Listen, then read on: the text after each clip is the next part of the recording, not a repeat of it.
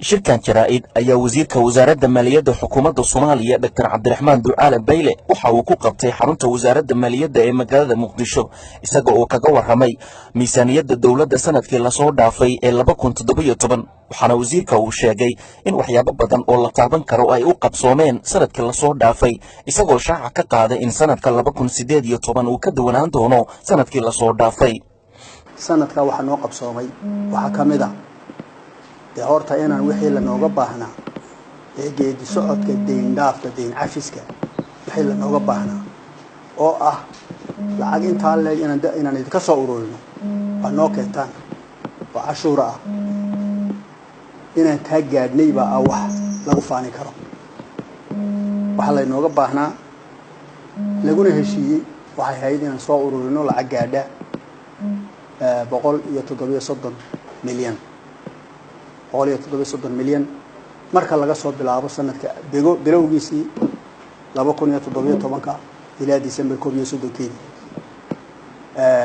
anagu markaa waxaan gaarnay inta ka badan ilaa 5 milyan dhaaftay 140 milyan ayaan gaarsiinay taa inaan gaadhnay waxa weeye waxyaalaha u sheegay beesha caalamka in wixii aan idhaa waan samayn karayn arrin weyn arrintaas in la yiraahdo nimankani waxay yiraahdeen waan samaynaynaa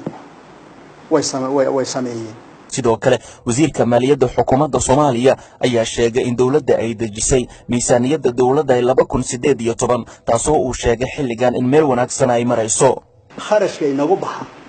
waxa weeye ciidamada aan idhaahdo kala duwan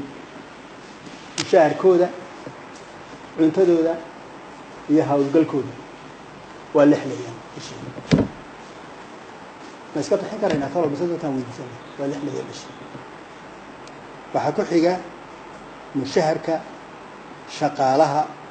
iyo gunooyinkooda ayaguna waa lixlayaan ya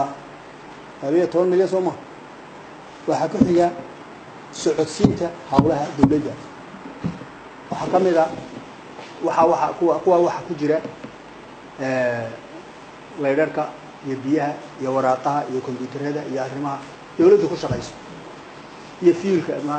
gaaska dawladdu ku shaqeyso ayaa kamid ah waxa soo dhan marka la isku soo wada geeyo waxa weeye ilaa 16 milyan ilaa 16 milyan markaad ku darto waxyaalaha kale iska iman kara dawladda iska iman kara oo qarax kamid ah Ilaahay nooma keenay oo marti badan oo idin timid kamid tahay oo madaxweynaha iyo dad fara badan oo dhowr jeer meel taga kamid yihiin waxa soo markay isku wargeeyay waxaan u baahanahay ilaa 20 milyan inaan bishii helo ilaa 20 milyan okay 19 badhe ya maanta waxayna soo galaa waa ilaa 12 milyan bishii ya ilaa 12 milyan dekada iyo airportka iyo meelaha kale naga soo galay laakiin dekada iyo airportku wali dekada ugu badan tahay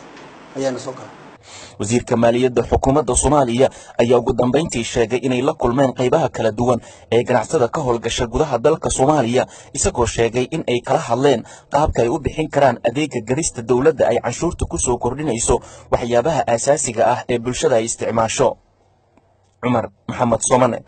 Universal TV Muqdisho